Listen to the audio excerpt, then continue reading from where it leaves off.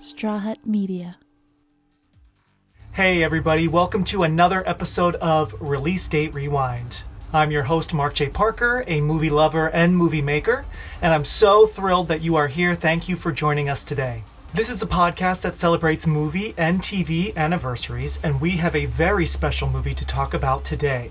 As you may know, each episode I bring on a friend or two, or sometimes three, to nerd out about a movie we love from the past. So thank you for checking out this AI-free podcast via Straw Hut Media or the You Run Podcast Network, or thanks for watching on YouTube. In December 1995, at the end of the year, we got two screen giants, legends, in a movie together. Al Pacino and Robert De Niro in Michael Mann's Heat, an action-packed, explosive drama with cops and robbers in Los Angeles. So grab your friends and fellow thieves, wear your masks and disguises, and if you'd like to watch or rewatch this great movie from 30 years ago, it's available on Hulu and Paramount Plus in the US currently. All right, Angelinos, it's time to rewind.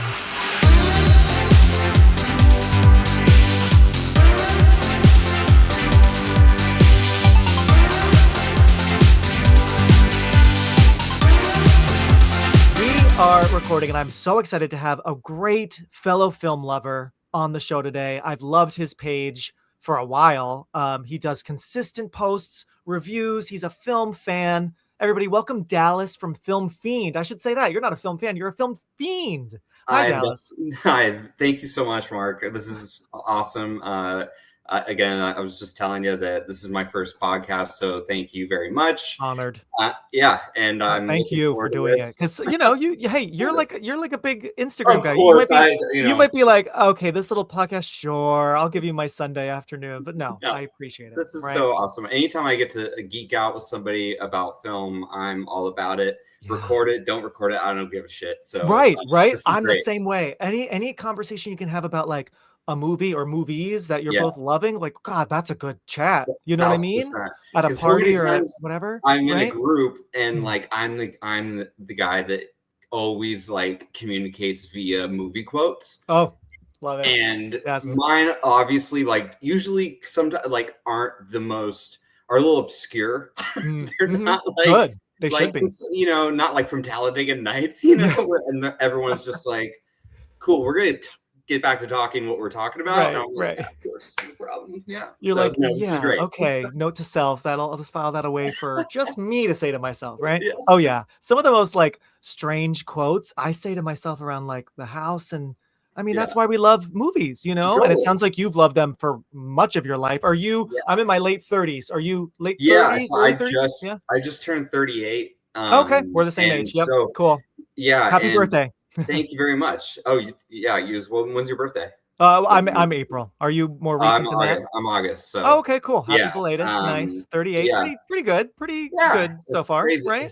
It's crazy. And just hearing about what we're going to talk about today, mainly the Heat, being 30 years old. Right. It's just wild. Isn't that Every wild? time I hear like a new anniversary of a movie I love, I'm like, I'm equally like happy and just a little devastated how many years gone by, especially like in 5-year increments. I'm like, wait, it's already like, it's funny because this movie came out the same day as Jumanji, Robin Williams, famous, such a fun movie. I'm like, I talked about that on the show because this pod's a little over 5 years now. I was like, wait, I talked about Jumanji already 5 years ago.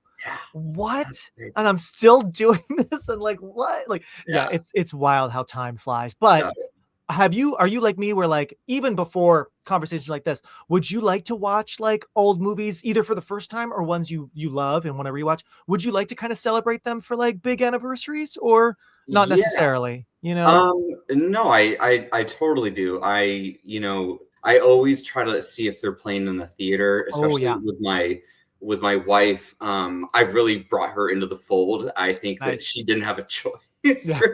She never had a chance of getting out of but luckily she works in the film and TV industry. Oh, cool. And so she's just not she loves movies, but not like I'm obsessed, So I always look for if they're back out in the theater for a re-release or remastering or something, so I can take her and show her, or I'll just go by myself. Like they just did the Shining back in IMAX. Did you see it in IMAX? Yes. And how was it? first of all, I'd never gotten a chance to see it in the theater in on a big general. screen. So going right into IMAX and just the opening shot alone, they could have just played that and been like, all right, see ya.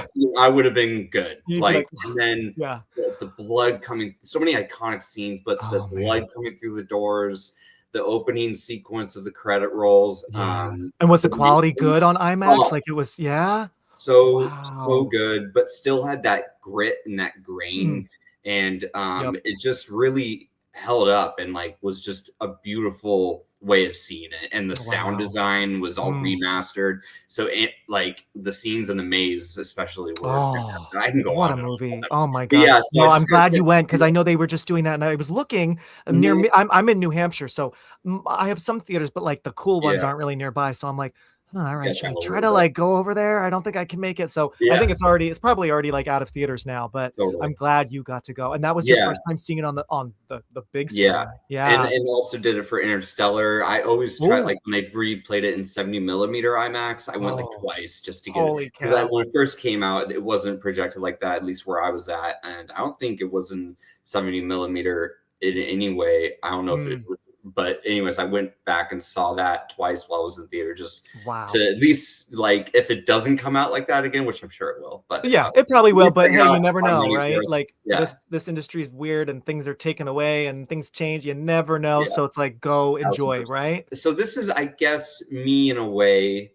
Getting back into like really diving deep and sharing my passion for film in just a different capacity and seeing where it takes me. You know, I just moved, so I'm planning on setting up something more of a long format for like reviews mostly, and then also I would love to podcast as well. So like things are moving in that direction, but I'm just taking it slow and just having fun with it. Have you been to the Academy Museum yet in LA?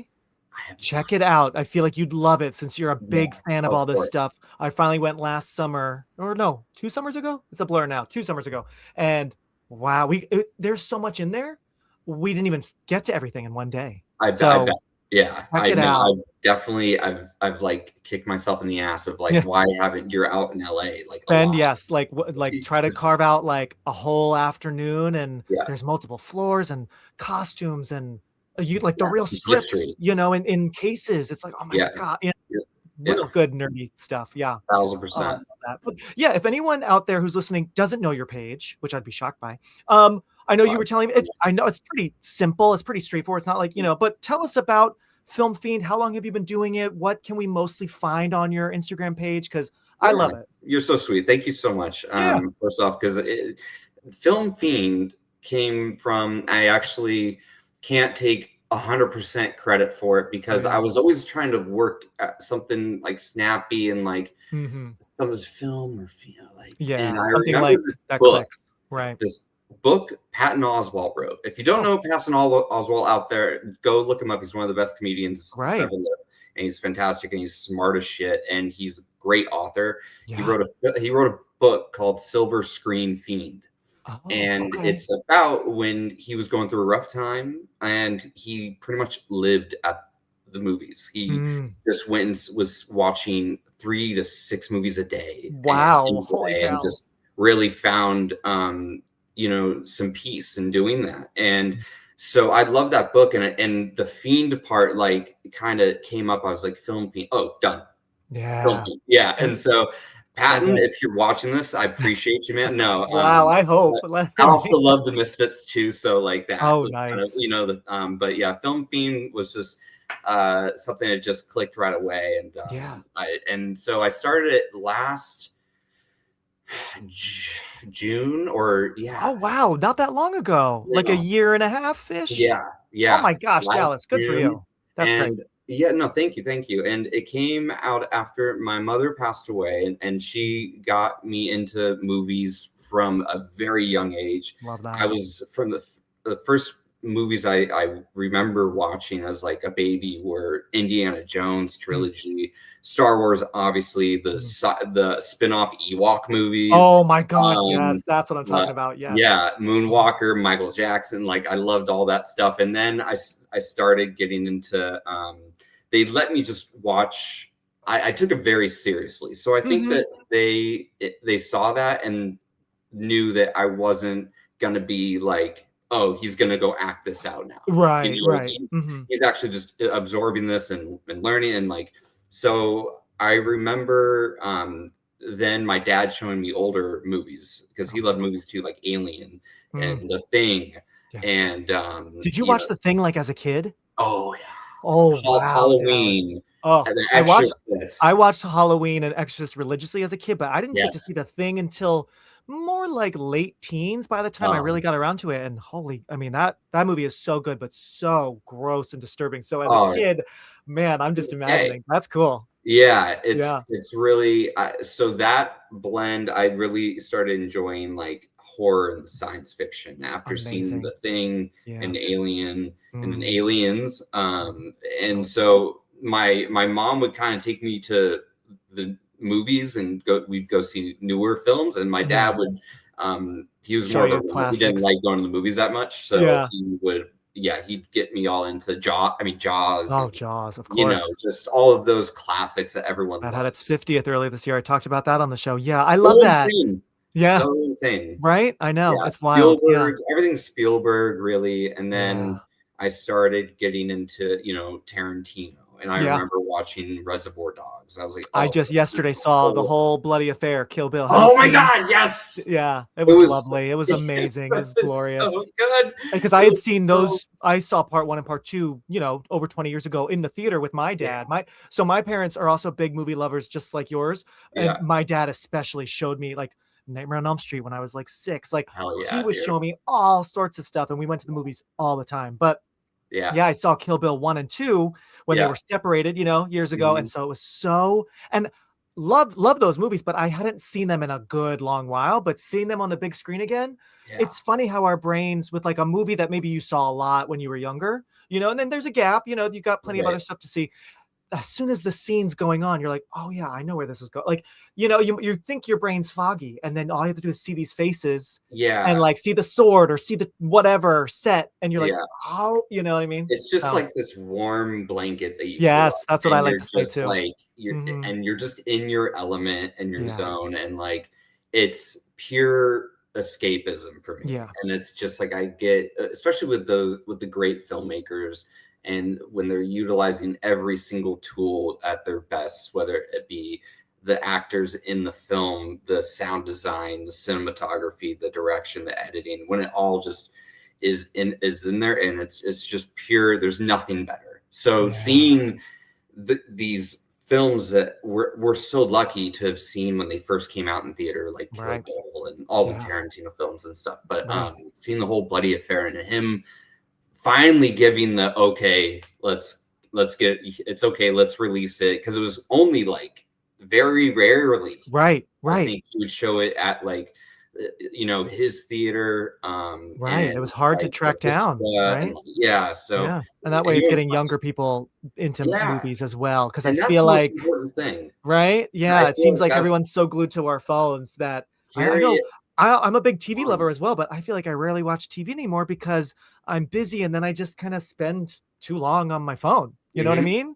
Yeah. So it's tough, and it's important to preserve that passion and energy to like forward it on to younger folks or people that don't necessarily go to the movies too often, especially with movies that deserve to be seen in a theater, which I think all films deserve their shot, and One Battle After Another. I mean, I didn't see that in theaters, and now it's on HBO, so I'll at least watch it at home. But you saw it in theaters? I saw it 5 times in theater. Oh my God! I was expecting that. You saw that movie 5 times, and that's a long movie, Dallas. Wow. I'm not embarrassed to say it. Legit, like, I'm very blessed. I am able to make my own schedule for my job, and nice, good. I arranged it around seeing it in 70 millimeter IMAX. Like, I have meetings today. Oh yes, I wanted to check it out in 70 millimeter because I'm not far from Boston, and I wanted to go, but I just couldn't. I'm not even like, I'm so confident in saying this. It is my favorite film I've ever seen.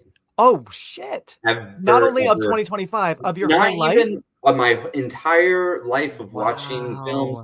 I've never once like felt the way I felt after watching that, and I had to go back. So that is Yeah, your favorite movie of all time as of right I now? easily, like, not even like a doubt in my mind. Wow. And So it's going to win Best Picture. You're at least hoping it's going to clean up I at the I awards, think right? it absolutely deserves Best Picture. I Okay. think it absolutely deserves Best Direction, Best Adapted Screenplay. We'll be right back.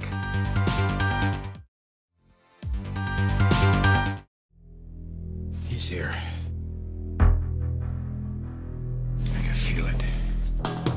You know, you're a writer director. I appreciate writer directors. I not more whatever, but I really love and appreciate writer directors, and you can see it in their films. Yeah. Well, speaking of writer director, should we talk about Michael Mann's Heat? Yes, Let's please. get into it. So Dallas, I love, because I messaged you because I think you might have voted in a poll. I was kind of deciding like what movies to do for this month, and Heat was on my list for sure.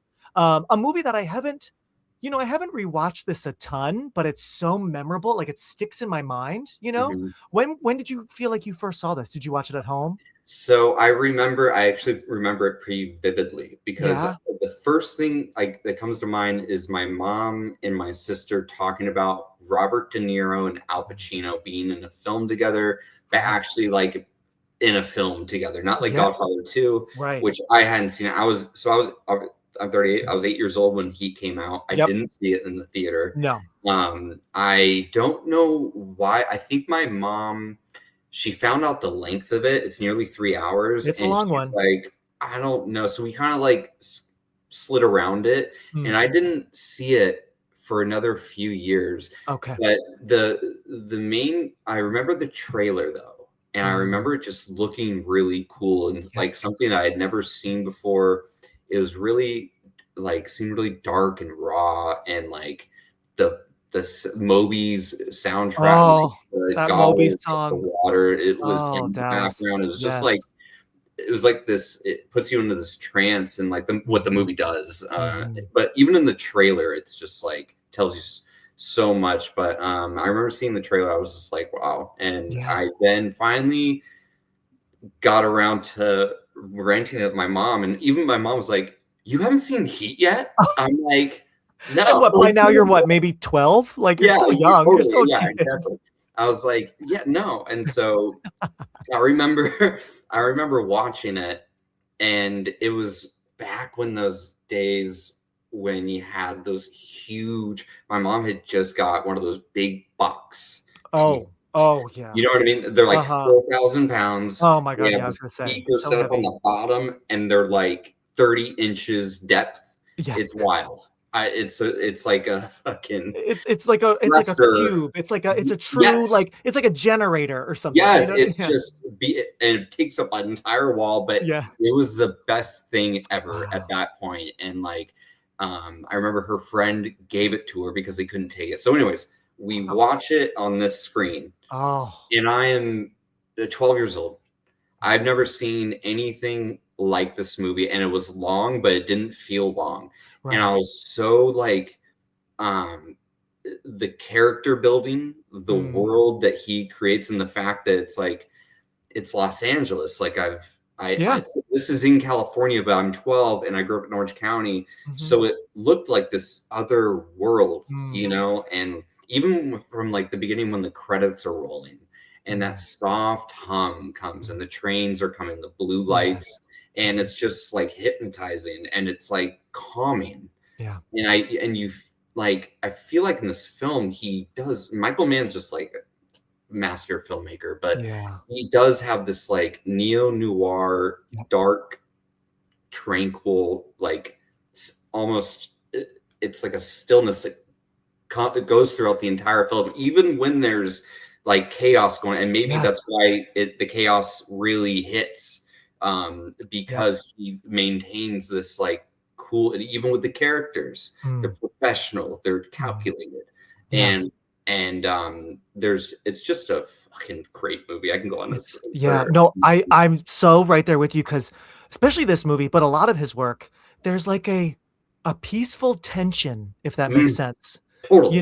or like Yes. a sense, like even though there's some, hard violence. I mean, people are getting shot point blank, a lot Yeah. in this movie. So I mean, it's grisly, it's chaotic, like you said, Yeah. but there's still this kind of sensitive, meditative Mhm. thoughtfulness that not only is in Heat, but in a lot of his work, Yeah. and they always look so good. And it is interesting to turn LA, which I think so many of us think of when you think of color, sunny, yellow, orange, Mhm. warm. Right. And that's not really this LA. There are sunny shots, but it's all kind of Right. blue and gray and a little Yeah. cold and hard. Everyone's going through some Mhm. hard stuff, Yeah. right?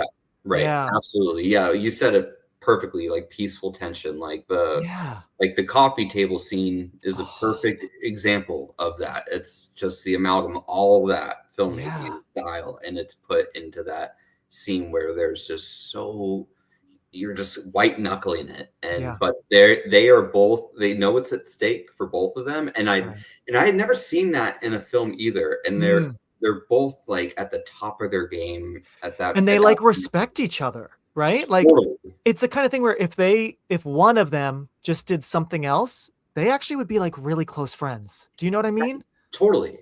Yeah, Right? because they respect each other's professionalism, Mm. and they're both consumed by obsession Mhm. with their work, right? Like Al Pacino is like fucking he has issues all over the place, and Right. Robert De Niro, his character is so he's just obsessed with that next score. He acts like he's not, like he's gonna go Right. away and this and that. But truthfully, he wouldn't have taken that last job. He didn't Right. really have to, really. Right. You search for the scent of your prey, and then you hunt them down. That's the only thing you're committed to. It keeps me sharp, on the edge, where I gotta be. Michael Mann like quoted in an interview that Mm. this was like he feels like this is his best work. The movie Heat is Mm. his best work, but also he feel like he accomplished you said meditation on Mm. obsession and professionalism. And Interesting. I felt like I was like, wow, I never really thought of it that way. Yeah. And Yeah. and he did it in the context of this great crime epic, Yeah. and it just works so well. That is so interesting. Yeah. I think there should be like a box set for Mm. like Thief, Heat, and Collateral, Oh, Collateral is so like, good. like the neo Mhm. noir Yeah. like I don't think trinity. I saw Thief. Who's in Thief? Do you remember? Let me look Thief real quick. is yeah, it's Scott Mm. Conn or Oh, yeah, James Caan. Yeah, his James dad, Caan. right? James Yep. Caan. Okay. Oh, Willie His Nelson's in son. it. Yeah, Okay. James Caan. Jim He's Belushi. Okay. so that I want to say that one is almost like his warm up to Heat. Mm. You Okay. have to see this movie. It takes place in LA. It's a beautiful. You could tell like, okay, this is a style that Ah, he's like. You could see it kind of unraveling yeah. in that movie into something just this guy's gonna be, because he had already Yeah. done, or I'm pretty sure he did Manhunter first. Yeah. Yeah. Manhunter was in the mid 80s, I believe. Yes. Yeah. So Mhm. Manhunter and then Thief Okay. and then And then let me Last see. Mohicans. Yeah, And then Last of Mohicans, which I yeah, forgot he did that. I Whoa. know I guess I I think just always think of his movies with like guns, and I'm like, oh, totally. Yeah. like Yeah, I modern totally day forgot that guns, he did right? that. And I just watched that for the first time like a couple months ago. Yeah, I've Not only my ever seen favorite. clips. I've never seen the whole thing. Daniel Not my Day-Lewis, favorite. am I right? Yeah. Yeah, okay. Yeah. Yeah, I remember it's that was such a big deal when we were kids. Did you like yeah. it? And That's fine.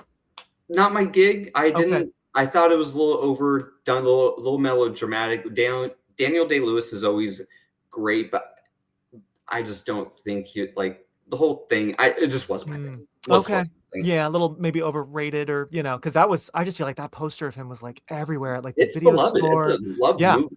Yeah. It's a classic film. I mean, a ton of people love that movie. Yeah. And it technically is a great film. I mean, Mhm. but it's just for me not really my cup of Yep, tea. I hear you. But Okay. Yeah, I feel anyways, like if it's not your cup of tea, it's probably not mine then, since we like this kind of stuff of Michael Mann's. yeah, If you don't love it, then maybe I'll get to it someday. Maybe it's yeah. not a priority, but I do want to rewatch Collateral because I only saw that once, I think. Maybe Uh, twice, but I saw that in the theater in high school. It's And it so was good. so good and so tense, man. Oh my gosh. That one takes the darkness of Heat and really lays it on thick. Yeah. There's Yeah. there's hardly, I mean, any brevity in that film. You Yeah. know, Tom Cruise is just so He good. was great. Or like we So good forget that in this Tom Cruise is movie. more than just Mission Impossible because that's kind of all Yeah, he does now. I totally. mean, he can do some really Yeah, interesting, thousand emotional percent. things. Yeah. You want to be making moves on the street? Allow nothing to be in your life that you cannot walk out on in 30 seconds flat if you spot the heat around the corner. Even though I'm sure everyone who's listening has seen Heat or knows about it, just in case someone's like, I don't really know what this movie is. In your own words, it can be very short, little like elevator pitch. What at the core is Heat about? I know we kind of touched on it, but what happens in Heat in your own words? It is about two desperate men, both aching for fulfillment, but Mm, ultimately never find it. And they keep trying to find it. And anything that gets in their way is put on the back burner, including mm, family, including relationships, including just all the risk that mm. they take for Yeah. this to try to reach this fulfillment. And this could be with anything. Michael Mann just took this down the road of a crime heist thriller noir, Mhm. but it's ultimately about two people really they're obsessed that are have a single vision, but yet they can't be fulfilled. It's impossible for these two men to be fulfilled, and we learn Yeah. that. We learn that, and because while they think they're gaining what's right in front of them, right, what they're going to cat and mouse, right. So like, Yeah. but what they're gaining, they're also losing everything that's Hmm. behind them. Hmm. Yeah. There's So no happy ending completely for really anyone, no, right? there's really not. Yeah, like, okay, spoiler alert. Oh Like yeah, we'll spoil gets everything. the Yeah. guy, Hmm. but he's not a happy man. Yeah, the ending is And quite, and that's what actually, when I first saw this, I want to say, which is crazy because it's so long, but I have such a distinct memory of watching it in like a hotel room with my family, like on vacation somewhere. Like, mhm, why was I watching a 3 hour movie while somewhere not at home, yeah, But I just remember being so, I don't know, probably around you, maybe like 10 to 12, a little bit later. It was on TV or something, but the ending, I mean, going back to that Moby song, I love Moby already, but that song is so emotional. It's so yeah, heartbreaking, heartwarming. It's nostalgic. It's moving forward. I just love that sound. And the yeah, ending, yeah, it's like he gets Al Pacino, Vincent gets Neil, yeah, right? And then he holds his hand because, like we said, like there's a respect between them. mm, If the world was different, they'd be hanging out right now. But right, so he kind of lost his friend. He lost his latest obsession, which, there will be something else, sadly, that he'll mhm, be obsessed with. But right, that feeling that we all have where it's like, oh, well, that binge of a show is now over, or that project I did was over. So it's like, ooh, so it's that right, like immediate kind of loss. yeah, And them holding hands, he's standing there kind of helping Neil die as the song is playing, and then yeah. it just ends. It's quite sad. I always get a little emotional, right? Oh, it's one of the most emotional endings ever. It's one of the most hauntingly epic endings in all of crime cinema. Yeah.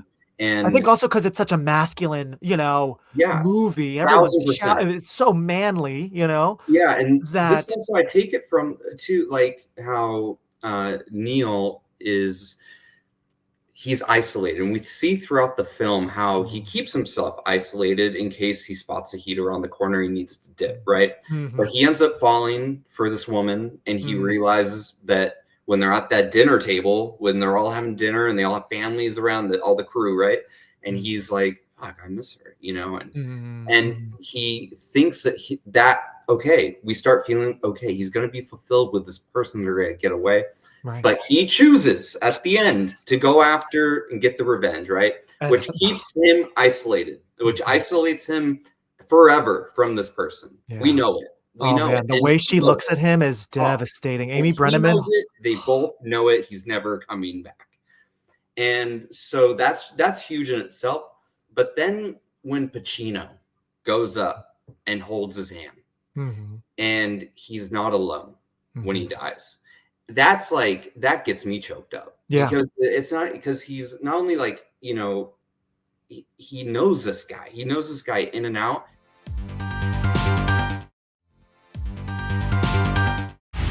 My life's a disaster zone because I spend all my time chasing guys like you around the block.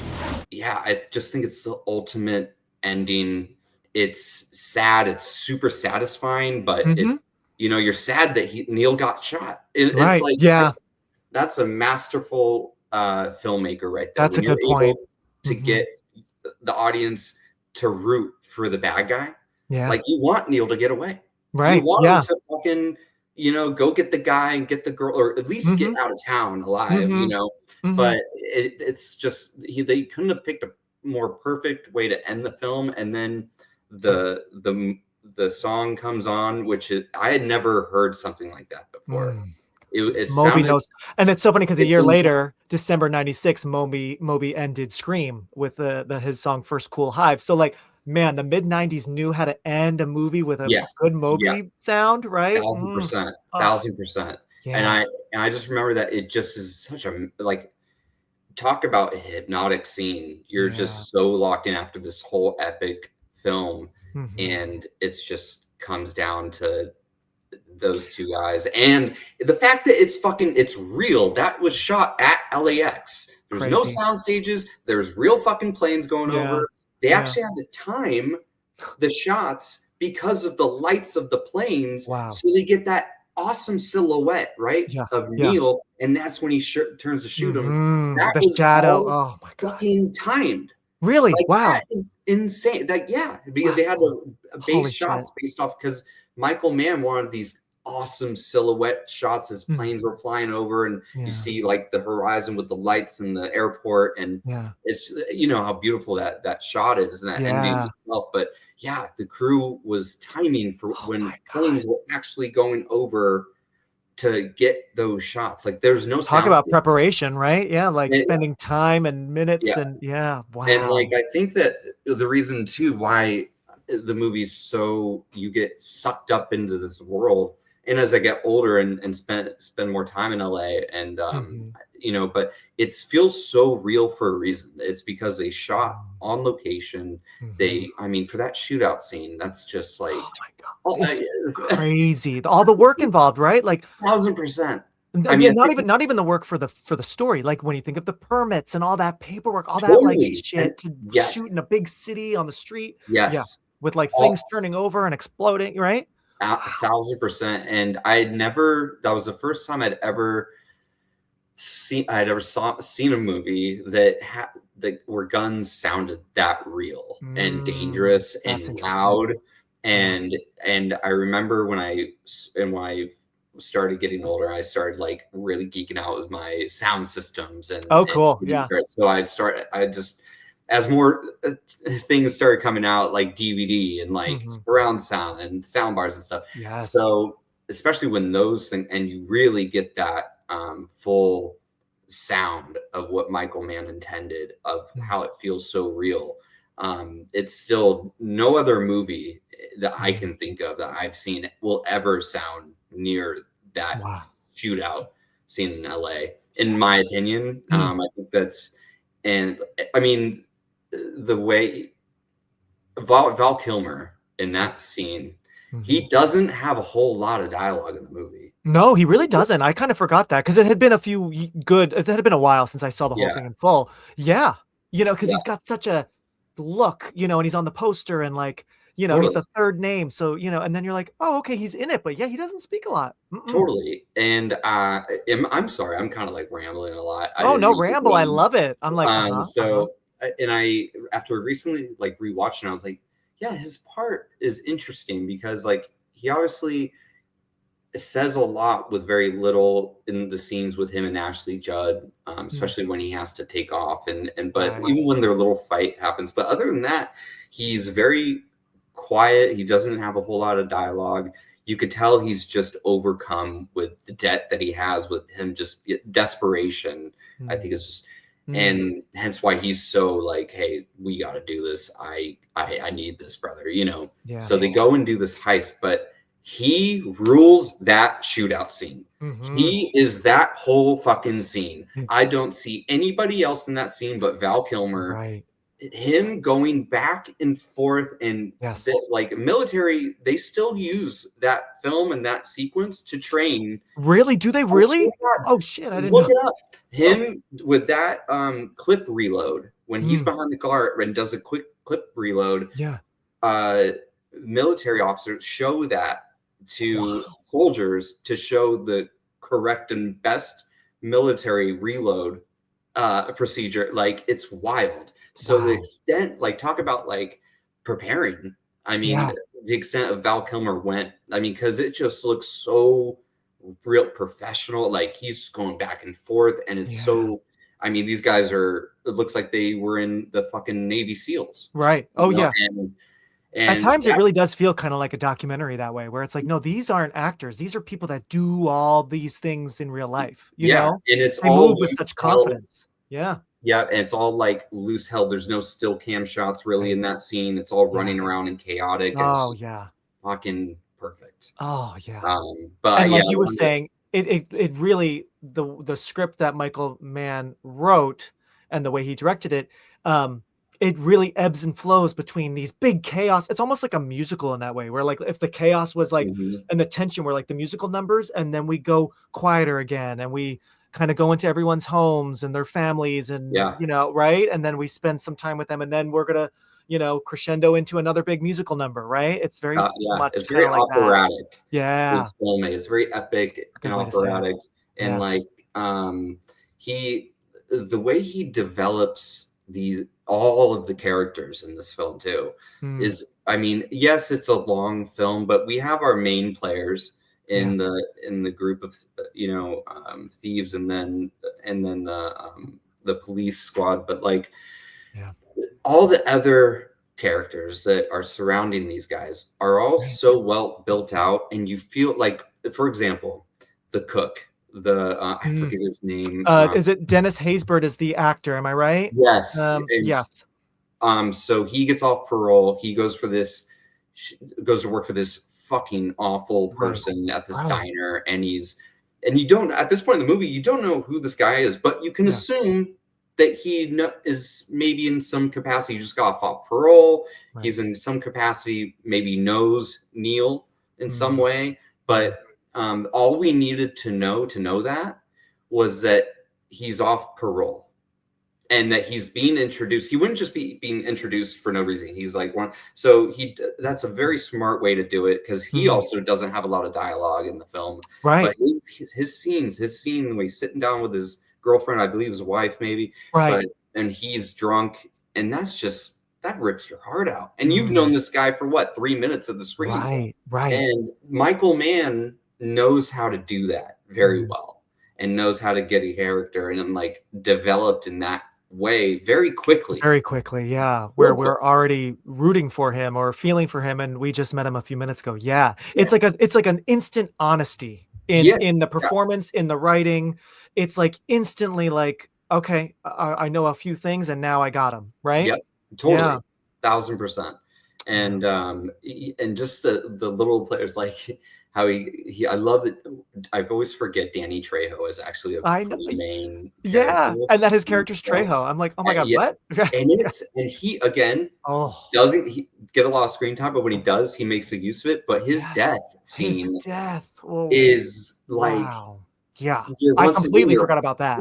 Your heart is being ripped the fuck out, and like again, he's just like not on screen that much. No. But yet when he is there with Neil and he finds out what he's done to save his family, and just oh gosh. But I think that's all in the writing and in the directing and the acting. But I think the director really knows how to pull that out of, because I've never seen Danny Trejo do another better movie. Right. Well, I was going to say, you don't really think of Danny Trejo for like subtle, quiet, sad moments ever. So rewatching that, I'm like, what is right?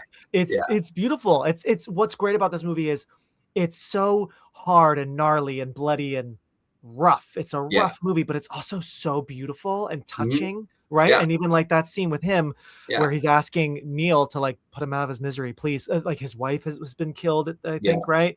Right. And oh man, Yeah. yeah, I it's think tough.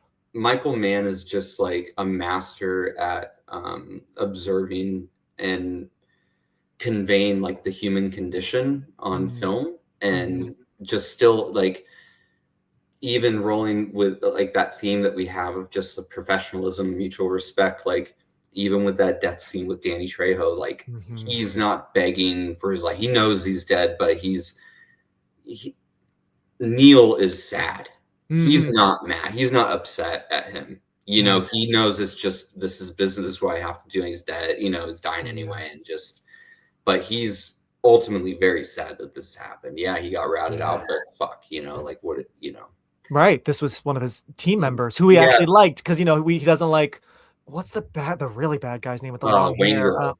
Oh man, something about the late 1995 because I also just talked about Showgirls on the show, Yeah, and that movie also had a bad guy with long brown hair, and at first I yeah, thought it was the same actor, but something about late 95 was like yeah. telling us don't trust the gross guy with long Kevin hair, Gage right? was his Oh name. Yeah, wow, Kevin what a Gage. They played villain, Wayne Grow, and Wayne that's a Gretzky. whole. Okay, I'm sorry, but let's talk about that for a second because Yeah, Michael Mann just decides to throw in this fucking neo-Nazi serial killer right, right.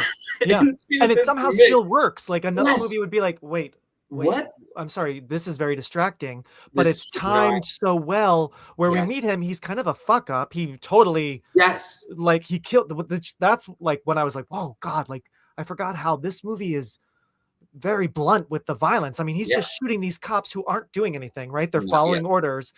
And that, of course, pisses off the good guys on his team that we're Yeah. rooting for, right? De Right. Niro, Kilmer, right? And so we kind of meet him in that aspect. And then we learn who he really is. Yeah. That is actually scary. It Yeah. scared me, It's right? the way that progresses is so beautiful and is so well done because Mm. like you said, he gets in the truck and he immediately was just it's like, dude, you're with a professional, like you don't fuck around here. And he's like, hey man, how's it going? You guys Mhm. worked with a lot together, huh? And he's like, hey, just stop talking, Slick. Okay. Just Right. stop talking. Slick. Yeah. Yes. And stop talking. And then yeah, and then it just sets up, okay, he's just this dumb like outsider. Right. And then like you said, he shoots the cop and he's talking to himself like Mm. like Mm. he's giving himself like he's creating this own reality where he's like, okay, I gotta like really believe this kind of thing. Actually, I Yeah. don't. I'm just a psychopath and I'm just gonna Yeah. kill this fucker just because he likes killing. Right.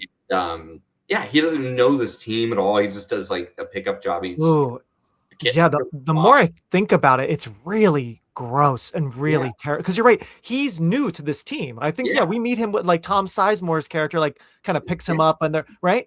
And yeah, then he's totally, yeah, using this to get off in his own sick way. It's dark. It's yeah. like that's a little bit of like the Michael Mann, like Manhunter kind of vibe, because Totally. people forget like that was really the first Yeah. like Hannibal Lecter, but we're seeing some of those really sinister things that Yes. man has explored in other stories, right? Yeah. So, yeah, and then he's But kicked out, like you right? said, yeah, he gets kicked out. Like he, but yeah, when he's just talking to himself through the mask, that's when it kind of Mm, turns, like you said, just becomes this sinister. Oh, okay. mhm. But then when he is talking to the young black girl Oh, yeah, after that is the very scary. prostitute, Yeah. and then you see his chest, the full, now he's a neo-Nazi. Yes. You Yeah. now know he's a fucking sick fuck, and he's telling her you got a meeting with the Reaper soon. Oh, I know. When he says that line, Dallas, Like, like I'm sitting on my couch and I was frozen. I was like, because yeah, he's looking dead at her. yeah, Oh, I don't just know. doll's eyes, It's just so, dark. I mean, oh, because some of these movies in the night, like when you think of De Niro, he had, done a few years prior Cape Fear, and there was like some violence with women there. Like, oh, like yeah, I mean, it was very well made, but we just had some of these stories where like some of these scenes with women who don't know who they're with. I mhm, immediately am like, oh my God, oh my God. Like, yeah, I don't know. How do we get out of that situation? You can't, and then, no, totally. yeah, And then yeah, and then spooky. the scene where they discover the body and Pacino is consoling her mother. Oh my And God, yeah. and yeah, so this movie, like you said, it is just this, and that shouldn't work. The serial killer thing with him, and it shouldn't work, but the way it's paced out and the way that he is presented on, when he enters the film each time, it's done perfectly. And because it still ultimately ties in with Neil getting revenge on this fucker, because he escapes outside of the restaurant. And the cops drive by. Yes. From there, they had the trunk already, and it was like, fuck. And that's, so that's always like in the back of your mind too, if like that, man, he was right there, and all this like, and then it's just so well done. And it's like a big web. Like you can tell Michael Mann kind of had like our center people, and then like this intricate web that he spent time making, and great directors and writers can do that. Yeah, and like not everyone's connected, because those movies can get a little crazy, right? But but certain people are connected, and then it feels more and more real. Like now we are watching real people and not just like story, story characters, right? Yeah.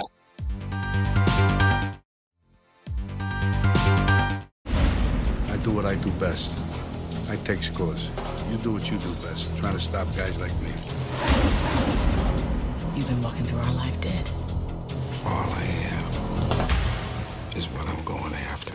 We already know, obviously, written and directed by Michael Mann. Did you know, Dallas? So he originally started writing this apparently in '79, basing it in Chicago, which is interesting. Chicago police officer, and I guess there was a real criminal named Neil McCauley. I didn't know that until like yesterday, right? So, and of course, De Niro plays Neil, right? And apparently then it was going to be a TV pilot. I guess they shot it, wasn't picked up. Then it kind of became its own TV movie. So I didn't know this. Have you seen like the original, the older version of this story that he made? That was the TV movie? All I kind of know the info that you're talking about. I know it took him a very long time to develop, and was starting. It took many different forms, many different avenues and actors and the story. But I know from the get-go he did base this film off of a real thief, named McCauley. I believe Chicago, you said. But he heard about the story doing the research that coffee table scene actually happened. Wow. Between the captain and McCauley. Wow. Actually happened. And so we got the background info on that, and it just told him like we were adults, and we were just having a conversation, and just we knew what we both were up against, and and that's a really crazy thing. Well, it really goes to show you that sometimes the best scenes in a movie or a play or whatever are based on real life. Like it's like that saying, like, oh, you couldn't write this. Like it's real, so that when you adapt that, no wonder that's such a standout moment then in the movie. Not only the actors are so good in that scene, because what do they say to each other? Like, I can't imagine doing anything else, oh, neither can I. Right? They're bonding over how good and how in love with their line of work they are. Right. Also, I saw a meme. You might have seen it too a couple months ago, where it's like me and my best friend who also loves movies, and it's like I can't imagine doing it. It was cute. It was like a movie. Totally. Meme, but I feel like they also find this comfort with each other, almost like how they both realize this. You do what you do. I do what I do. We're both obsessed with what we do, back to the obsession thing, back to what we have one target, and that's all we give a shit about. And if we can't obtain that, then, we implode, we go down, and I think they both realize that about each other at that table for the first time, how similar they really are. And I think that freaks Pacino out a little bit. And then it softens them a little bit by seeing that, oh, we are similar. And how nice that is. It's really like I got the sense, like with their smiles in that scene, they kind of forget they're like opposites. Like they're on opposite sides, you know? Which is, then it kind of feels like Shakespearean in a way. It's kind of like, I don't know, like a Romeo and Juliet. It's like, it's now kind of like, oh, this is so nice, but oh wait, this can't move forward realistically. Right. Like one of us is going to lose. Exactly. Right? Yeah. So a little fun fact, which So this coffee table scene is iconic. It's great, but I know you haven't seen Thief yet. No. But up until Heat, I had never seen like that kind of scene where like the good guy, the ultimate good guy, and the ultimate bad guy. And I was young, right? So I didn't understand that. I understand the undertones, all that. But the ultimate good guy and ultimate bad guy sit down and have a conversation, and there's no guns pulled, there's no action. It's just dialogue, and it's real, and it's real dialogue that like adults how they would talk. Yeah. And it's so casual. And I watched Thief. There's an excellent diner scene where okay, I'm sensing a theme. Yep. Him and his love interest are at a coffee table talking over coffee, and I'll let you watch it. I don't want to give you spoilers. So all of you out there that haven't seen Thief, go and watch it, especially if you like Heat, watch Thief. But so then you really start to see the DNA of the old man's writing and how he shoots, and getting down to how we're all just people, and we're all doing our thing and living in our own world, and whether we connect on a certain level or not.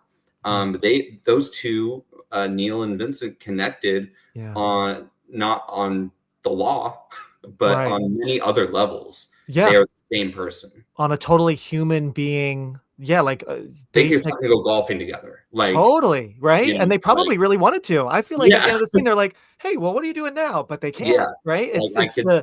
It's everything built around them, and their separate journeys. And it's like, nope.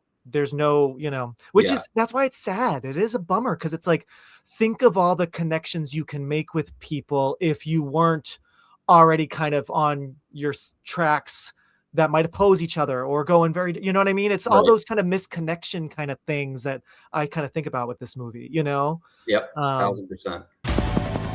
From The Godfather to Scent of a Woman. What do we got? From Raging Bull to Goodfellas. Assume they got our phones, assume they got our houses, assume they got us. Their performances have created a legacy of landmark films. I want full surveillance. That's 24 hours, round the clock. We never close, open 7 days a week. Out of Michael Mann's movies, because you probably have seen them all, or at least most of them, would you say, like, is Heat your number one? Like, yeah, Heat is number one for sure. My mom showed me Manhunter because she loved I believe the author is Thomas Harris. Yeah.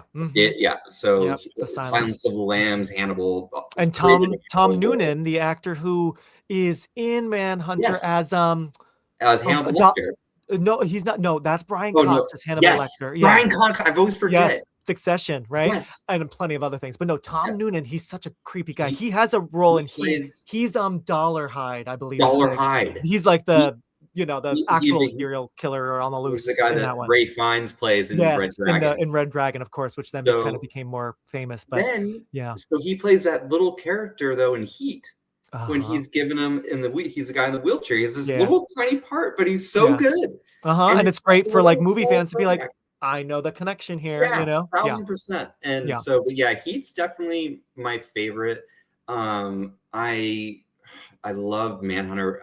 But I would say Thief after, and then Heat, Thief, Collateral, Manhunter. I still haven't seen the Miami Vice, and it's funny because that came up in another conversation on the show. I never saw Miami Vice. I haven't seen Miami Vice. It just seemed, I don't know. It looked so. Honestly, it would have been a great spoof comedy. I think maybe going super serious was maybe just not the right. I have a question for you. So it seemed like, because I didn't see Miami Vice or what was it? Public Enemies. Oh, did I see with Johnny Depp? I feel like I never saw that either of those. So after Collateral, I don't know what kind of lenses he was using, but it seemed even more gritty and like raw. And then he proceeded to make it even more like that with that kind of cinematography and I don't know what kind of lenses he was using, but especially Public Enemies and then Miami Vice. Right. It was like this. It looked weird. And I know what you mean. Annoying to me. It wasn't so clear because Heat is beautiful. I mean, Heat is even if the colors are kind of subdued, the clarity. Like I love in this movie when there are a few moments throughout when the guys are almost kind of staring right into the camera, Yeah. like they're so still. Like I love when Pacino is watching De Niro, like on that kind of thermal camera, like they're spying, and Great scene. like it's almost like they're like telepathic. Like Yeah. there's like this connection, and it's quiet. Like I love when a movie is quiet. There might be a little bit of a score or something, but I just Right. feel like so many movies nowadays, the score is forcing us to feel a certain way. So it's so nice when it's just, and that's just natural tension, and the actors are still dead center, very Jonathan Demme kind of Silence of the Lambs Yes. kind of stuff, Oh, I love but his yeah, full right. face in frame foot Right. up. Oh man, it is shot so beautifully, and when you have actors of that caliber, they don't have to do very much. I No. mean, Mhm. especially like I like Pacino and De Niro a lot. They're both, I mean, I think two of hands down are arguably two of the best Of actors course. that's Yeah. ever lived. So, but I do got to go with De Niro. I Okay. like De Niro more than Pacino. Pacino can be big, and I mean, he has a few big moments. Like, Yeah. what is he? I mean, But his that's face. why I Oh my love God. Pacino in that way. He's so animated, but he's good. He's like Oh, yeah. Nicolas Cage in that way. Yeah, Where yeah. he's It just doesn't so feel like out of crazy. left field, right? It No. feels natural for him. Yeah, Like Nicolas that's Cage is a little his. bit out of left field sometimes, Yeah. but like, yeah, with Pacino, it's like we fucking get pumped when he's Yeah. like, "Give me all you got, Yeah. give me all you got." But so I did read, and I've seen him in interviews. Michael Mann originally had written in that it was going to be in the film of him being a coke addict. Oh, And interesting. yeah, Okay. and he took it out of the film. He took out all the scenes where he's doing cocaine, Mm. and Pacino was on. I think it was maybe leading up to the anniversary. I could be wrong, or maybe it was a different time, but it was Pacino and De Niro, and they were both older, so it was pretty recent. Pacino was describing how, yeah, in the script, it's my Vincent, he chips cocaine. So, I'm not method, but I felt like for this part, maybe and that's everyone kind of knew it, and it just ripped up into applause because they were in a huge auditorium. De Niro sitting right next to him, and he's just like, oh my God. like, and Pacino's just like with his hair like all fucking crazy. Yeah. and so it makes sense. So now, because when he's like all erratic, when he does get erratic, wow. Yeah. So I never really, do you know, did they shoot like scenes with him like with cocaine, or did they? Okay, so they actually shot it like everything, and then they cut that not in script but in post of the movie. Interesting. Yeah, he took just because like that like kind of iconic moment when he freaks out. I want to get the line right, and he's talking to, I think it's to Hank Azaria. Yeah, which I mean, Hank Azaria. The whole cat. I mean, everyone is in this. Every single person. The casting director was Bonnie Timmerman. Bonnie, you and your team. Yeah, slayed. But well, he's talking about like someone's ass. Big ass. Yes, she got a great ass, and you got your head all the way up. And like now that you tell me this, I'm like, okay, yeah, I could totally believe that character is stressed, of course, and already kind of an extreme guy. But like that's when the coke is now firing. He's in that car before heading out to these interrogations, just like. I need a minute, right? Yeah. Oh my God. Wow. That is wild. So, yeah, it definitely. I wonder if maybe Michael Mann and his producers maybe took it out because I don't know, having that in, does it make Al Pacino, does it make Vincent not a good guy enough? Maybe because we know he's like, this is his third wife. He's not so good with his wife at home, so I just wonder, right? Like if there's that.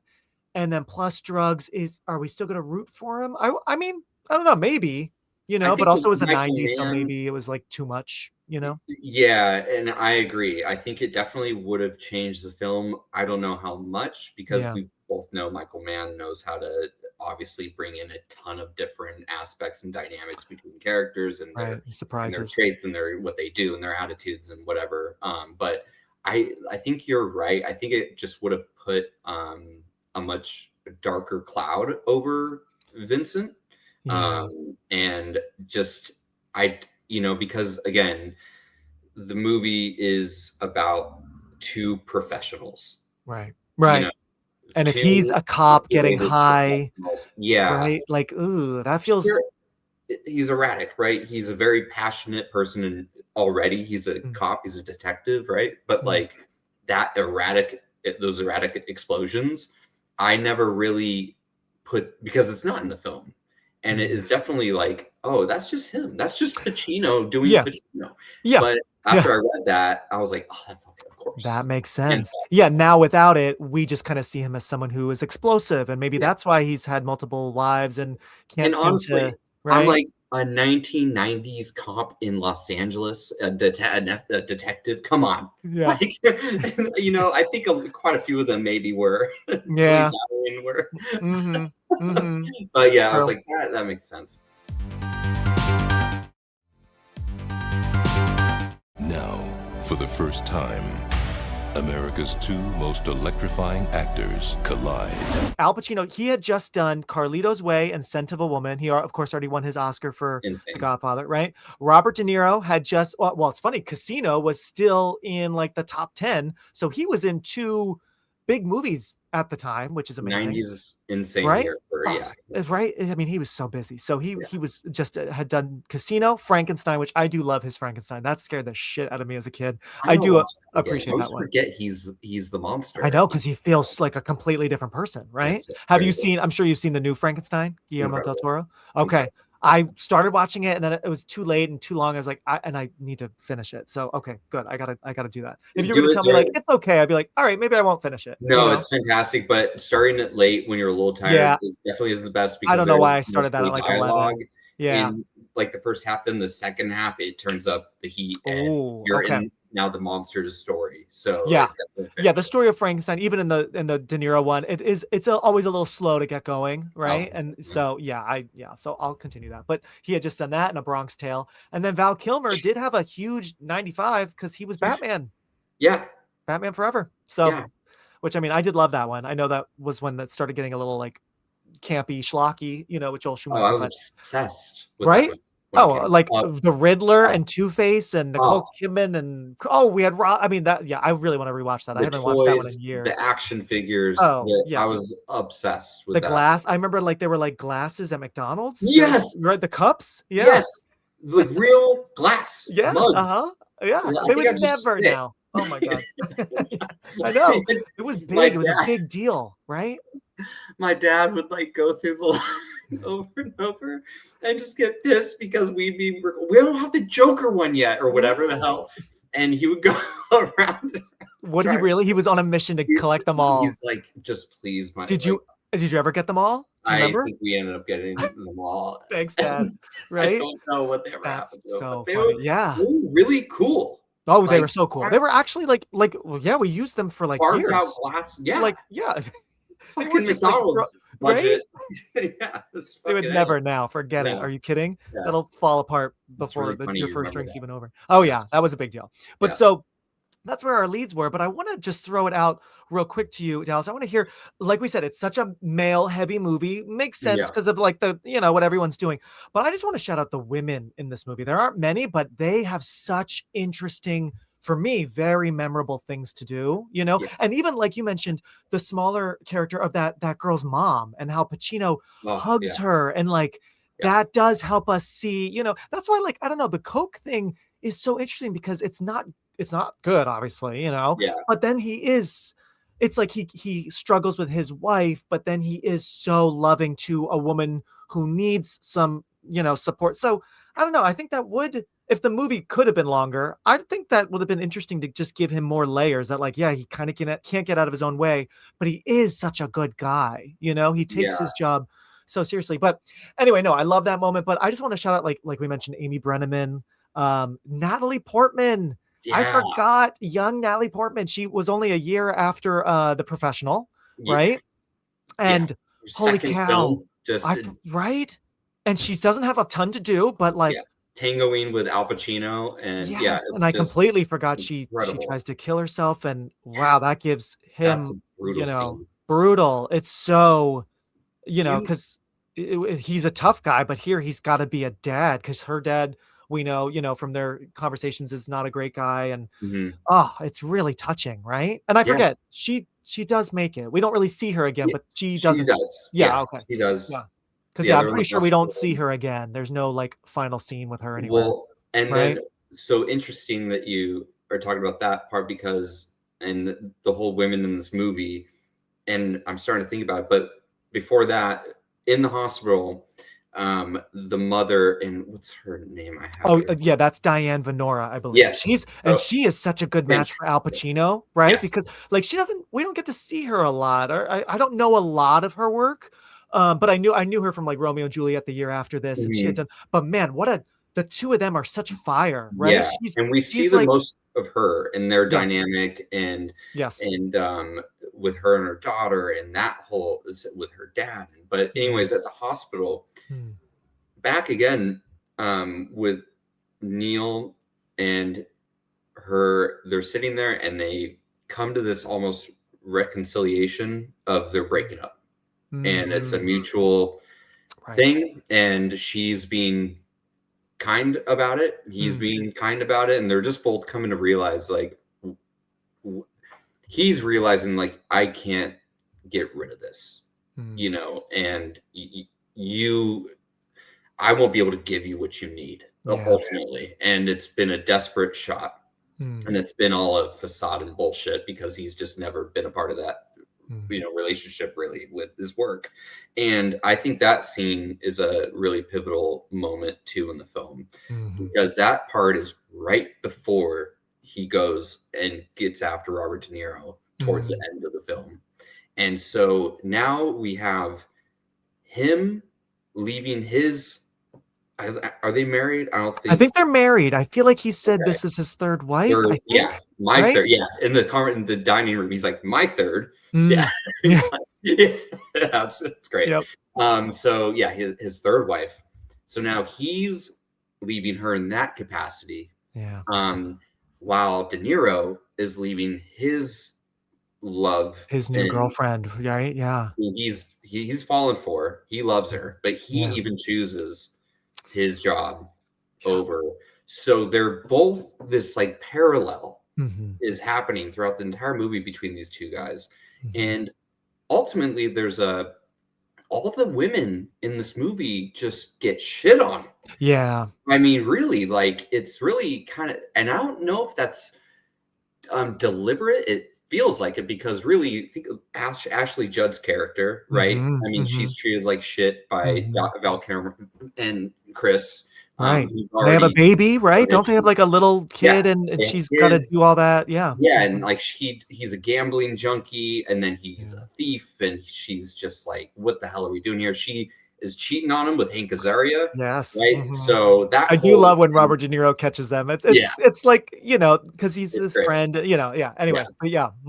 So she's great, but ultimately that's a really tough one too at the end where she just does that little like signal. Oh, I'm so glad you brought that up, Dallas. Yeah.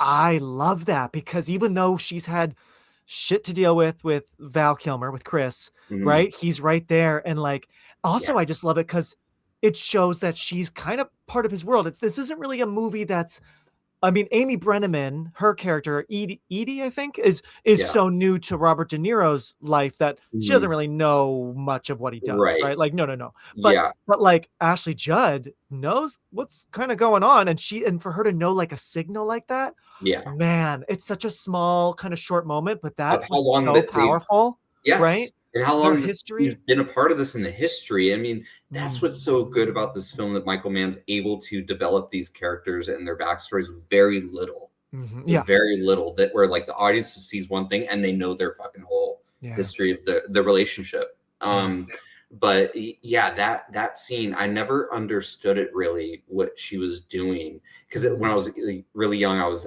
asking my mom, I was like, Mom, he's right there. Yeah, what's going on with her hand, right? For? Yeah. Like, what the you know, she's like, well, honey, the cops are up there. Like, that's a signal and stuff. But I was like, Mom, she just can run down. He's right there. And it just broke my heart that they couldn't be together. And it still is heartbreaking. Even after you see how tumultuous their relationship is, again, he has to leave his wife and children behind because of his job.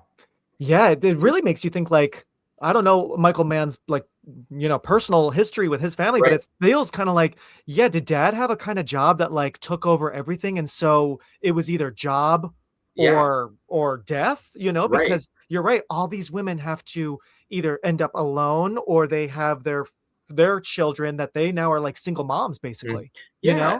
And also, I mean, it's just devastating too with Dennis Haysbert, the character we were talking about who gets off parole and he's approached by Neil last minute to become the driver for the major heist scene. He gets shot out, and we see his girlfriend or wife, I forget, is watching the news, and and it's just another.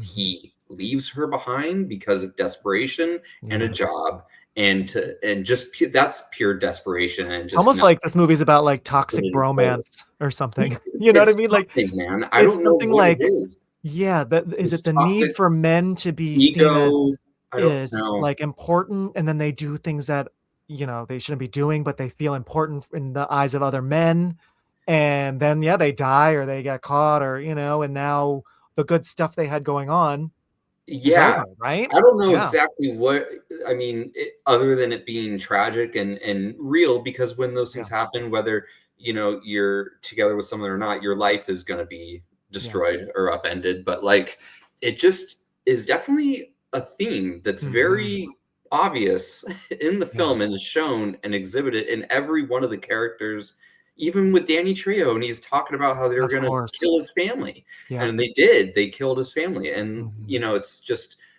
I guess, how far do you go before you can just surrender? I guess maybe is that ego that's eating you up? Is it that and it does. I think a lot of it is ego. I think a lot of obsession comes from ego and just having that delusion that you can obtain something that's unobtainable. And I think that's like, especially with Neil's character, with both of them. I mean, they can't get, it's just right there, and they can't grab it, and because there isn't anything there, it's just going to keep going and going. And going. There's no real end, right? Until so it's, I think that's like the real tough way to live. With this guy, there's one sheep you should pass. The bank is worth the risk. You should take it down. 12.2 million. You're up. Hey Rewinders, I'm pausing this awesome chat with Dallas to remind you that if you're loving this show, loving this episode, please leave a rating, a review, a thumbs up on YouTube, whatever you prefer, and spread the word. I also want to tell you about another show on the You Run podcast network that I love, and that show is The Paranormal Misfits, your favorite besties fearlessly exploring the paranormal, uncovering enigmatic mysteries, unraveling mind-bending conspiracies, and sharing thoughts on horror, you guessed it. So prepare to be spellbound and check them out after you hear this episode. Also, everybody, it's not just Dallas and me that love Heat. No, my friend Ashley James Lewis, who lives in Los Angeles, he's also a fan of this movie, so here are his thoughts on this epic crime drama. Hi, Ash. Hey, Mark, it's Ash. I just gotta say, I love this movie. You're right, it is a little bit too long, but holy crap, it is such an epic tale of humanity. When I first watched the movie back in the day, I remember how much the ending stuck out, because it was like, oh, if he had just made that one decision, if he had just let go, he could have had it all, and he couldn't because his nature is fighting against him. He can't fight his own nature. But then when I watched it on this rewatch, I realized every single character is given multiple chances to walk away. I mean, everyone, like, not just the main characters, but Ashley Judd's character and Val Kilmer's character, all of them are given multiple times to walk away, and none of them can do it because they all are drawn back in. It's like they're fighting against their very nature, their very destiny, their life, their life force to not be who they are, or they just like being who they are too much and they can't help it. But I just thought it was really interesting how all of them had the opportunity to walk away and none of them took it, and that's what I love about this movie. It's such like a Greek epic tale, Anyway, enjoy the show. This crew is good. support the risks you take, like in risk versus reward, baby. You're fugitive number one with a bullet. I'm double the worst trouble you ever had. Yeah, I'm thinking about his other films too, and it's definitely like even Ferrari. I mean, talking about another person that is completely obsessed. And I mean, that's like interesting. the founder and his family and that dysfunction, and so I think he really likes to examine those parts of the human condition and and kind of dissect it a little bit and then put them in all different kinds of genres. And obviously he's done mostly crime stuff, but but yeah, I mean, there's so much you could take away from this.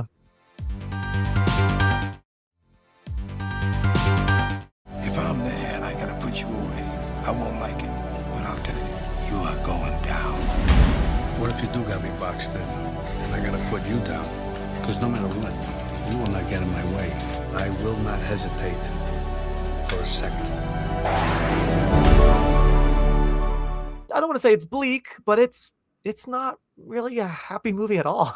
No, it's a devastating film for sure. And that's why it's such a magical film though, because it does, like we were talking about earlier, it just carries this like serenity and like this weird sense of like, I guess it's just the neo-noir style of direction he takes with this one. And granted, there are these crazy action, exploitative, like gnarly, crazy violence in this movie. Right. But at the end of the day, I mean, it's just a really solid film about people. And, totally. And it's all the rest is just like cherry on the sundae because it's visually just fucking immaculate. But like it's about people, desperate people. And I think it's very relatable. To be a fucking criminal or a police investigator or whatever, but we can, I think if we can all in some degree relate to a moment in our life where we're feeling just so like, either I have to get this, if I don't, my life's gonna be fucking over, and like, or that, that desperation of like wanting something so bad or not feeling like you've obtained anything that's making you feel whole. So I know that I relate to that film on all those aspects. That whole thing of like, I want this, but do I need it? Should I actually get it? Is this what is meant for me, kind of thing? What's the cost? Right. What's the cost? Right. Exactly. On yourself and others. Two quick things I want to say about other movies that I thought of while rewatching Heat. A lot of the chaos with like the shootout totally made me think like, which isn't, I mean, this has been said before, but it just reminded me of like The Dark Knight, like some Christopher Nolan, some modern, I feel like superhero movies definitely have the Heat DNA in them, which I knew, but now just rewatching, I'm like, oh yeah, like absolutely, some street stuff and just how, because obviously with Nolan, we went away from like the Batman Forevers, right, and had a much more grounded, gritty superhero kind of thing. So just wanted to say that this movie's definitely has to be an inspiration for that. And then the other thing is 100%. With the amazing final scene in the kind of like airfield, right?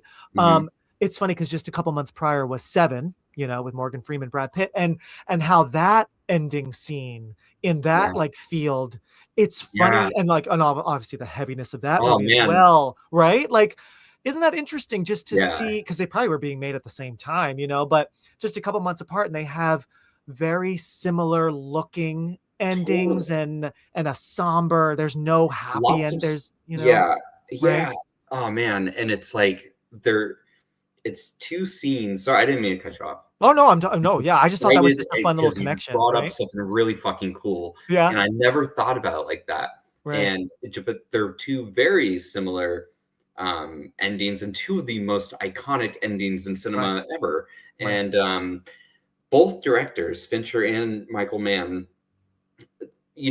both huge open space.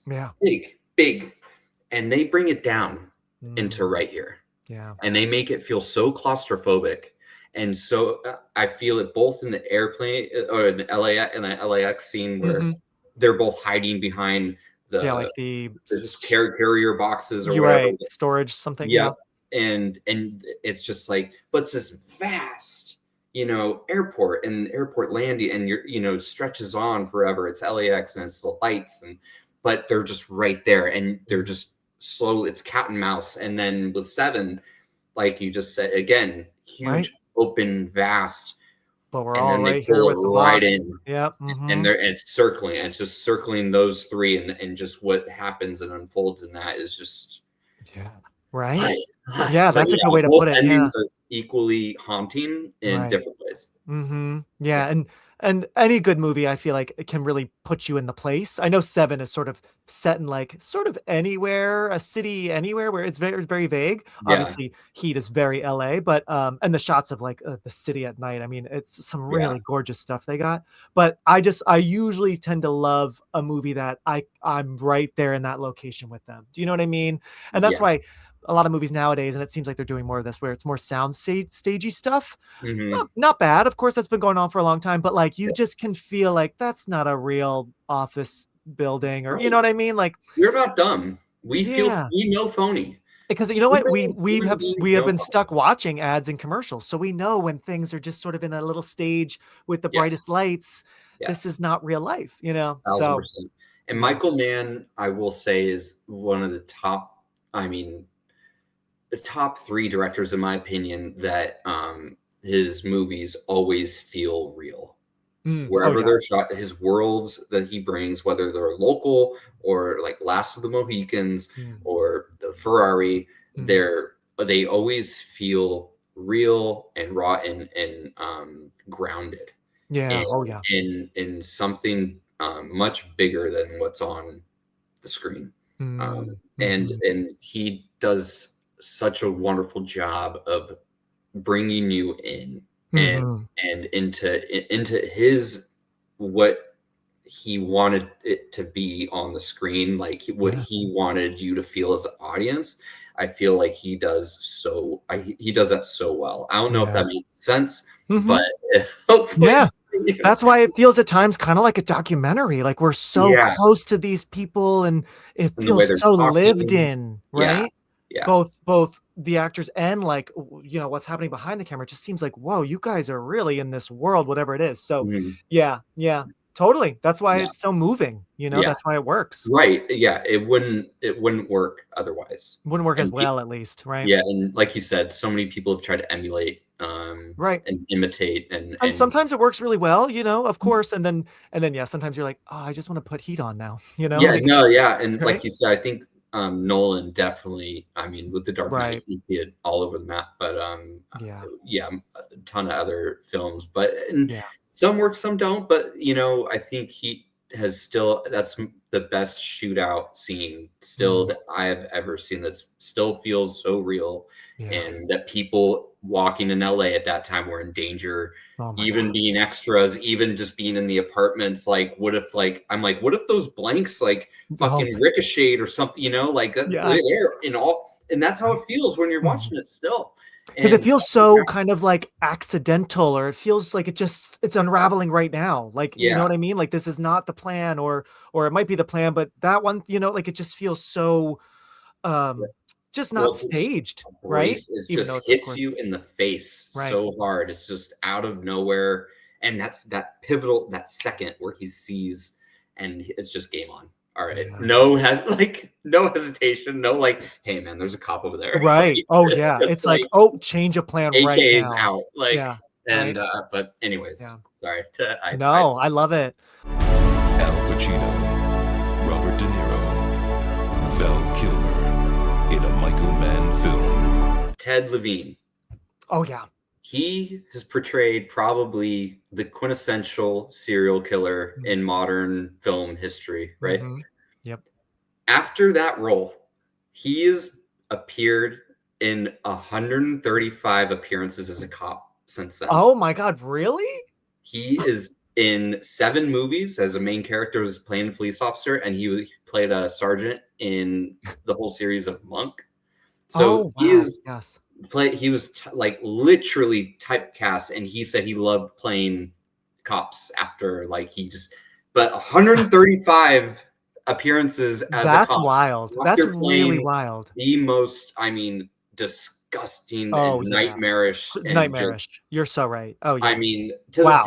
to this Oh, yeah. day, it's That like is a such good horrific trivia. film. He's like, "Get that role off me." Like, Yeah. I'm not completely clean of And Buffalo Bill, he so should have fucking won an Oscar for that movie. I mean, oh, he I is know. so Especially when that perfect in movie that won role. so many Oscars. I mean, it Oh is my kinda god, like, crazy that, like, he didn't get a nom, right?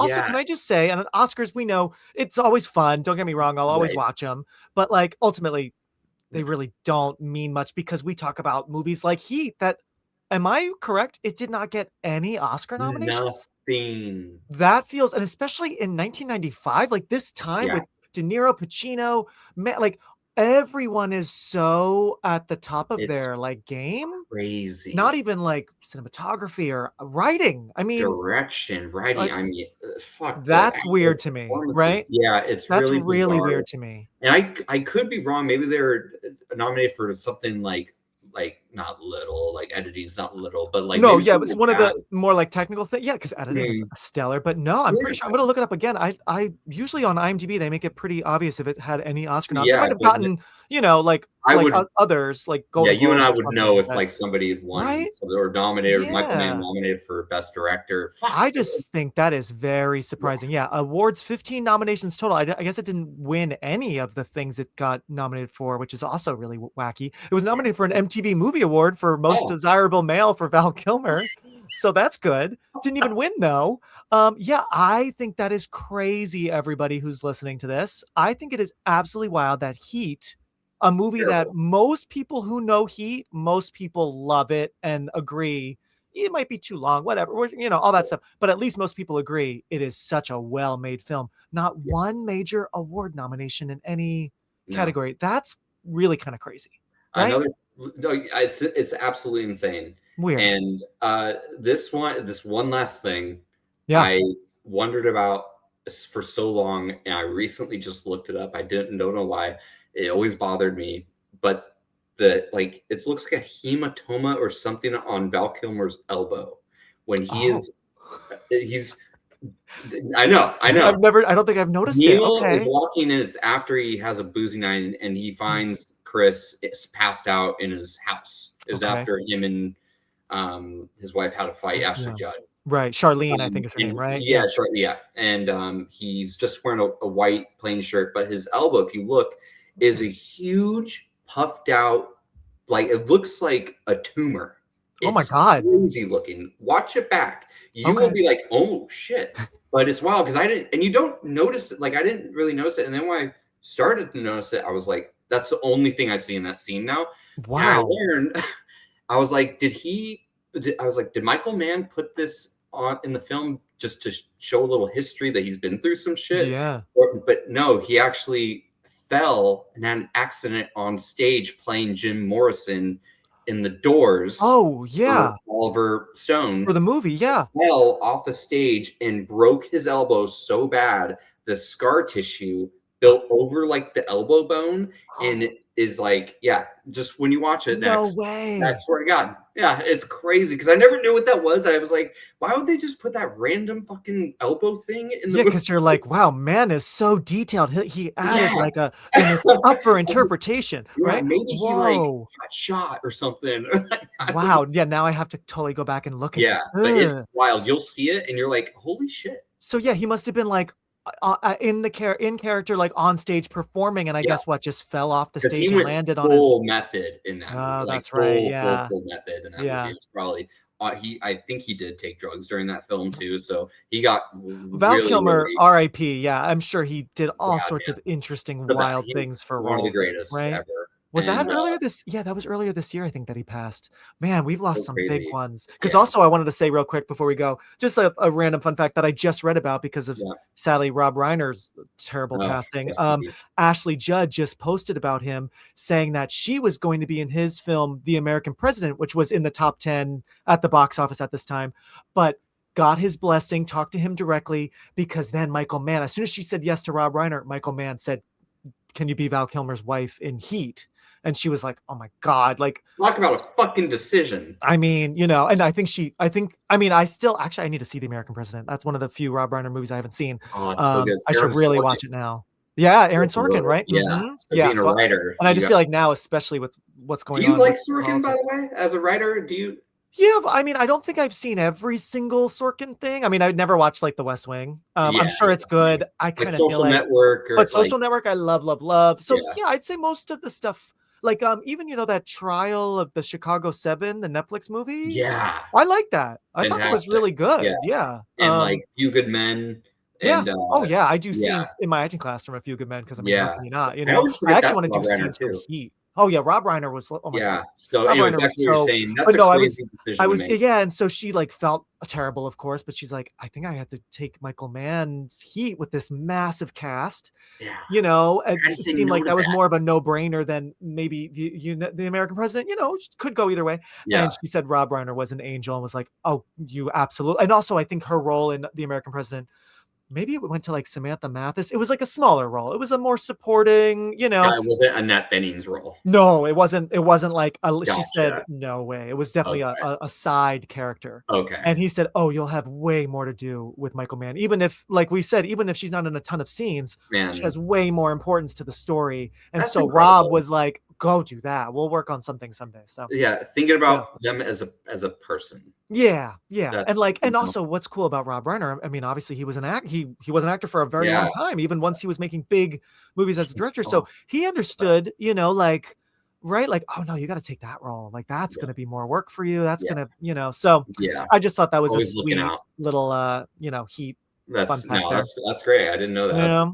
This has been so fun. Oh my God, it's been so fun. I know. Sorry I kept you long, but that happens sometimes. I didn't even realize. No, fuck all that. I can talk about movies all day long, anytime. This is a pleasure. It's my first podcast. Well, I have to say, Dallas, this was an amazing first podcast for you. Bravo. I think you're going to be doing this a lot more. You need to come back on this show sometime next year. So I'll let you know what things I'm going to talk about. Yeah. But so people can find you at Film Fiend on Instagram. Where else can we find you? Are you on like any other sites or anything? Do you do Letterboxd? I don't really do Letterboxd. I am on Letterboxd. I'm starting to get better at like actually taking the time to enter in at least like the star rating. You know, because I've watched so many fucking movies, I forget sometimes to put it in there. But for major movies, I really need to start doing it. Like that's my goal for 2026. Yeah, for every film. That way, I can have a legit like go over my top 10 list at the end of the year. Because I forget how many films I see. And like, oh my God, I know. Yeah, I mean, back in the day, I used to keep all my ticket stubs and put them on my calendars. Right? Yeah, so I would keep the calendar,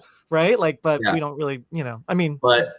Unfortunately, right now I'm just on Instagram, and I will be doing more YouTube action. I'll be announcing that next year. Cool. Right now you should find me at Film Fiend. There's like underscores in it because somebody else has, but you'll see mine immediately pop up. So absolutely, yeah, cool. Heat. Whew, that was intense. And speaking of heat, I don't know about you, but in New England, I need more of it because it's freezing. Thank you all so much for checking out this episode of Release Date Rewind. And thank you so much to my new friend, Dallas at Film Fiend. So check him out on Instagram and give him a follow. And hey, also while you're at it, can you give me a follow too at Release Date Rewind to see more from this great convo and this great movie? Thanks also to Ash for your cameo. Couldn't have done it without you in this epic cast we have. It's a tough world out there right now, especially. So thank you for taking some time to turn off your brains, enjoy a chat, enjoy a movie, and try to find some joy, right? Thanks Straw Hut Media, the You Run Podcast Network, and Kyle Motzinger for the theme song. And next time, everybody, we are going to another realm. 40 years ago, 86, we are celebrating the weirdest, wackiest troll. See you then. And one more thing. Abolish ICE.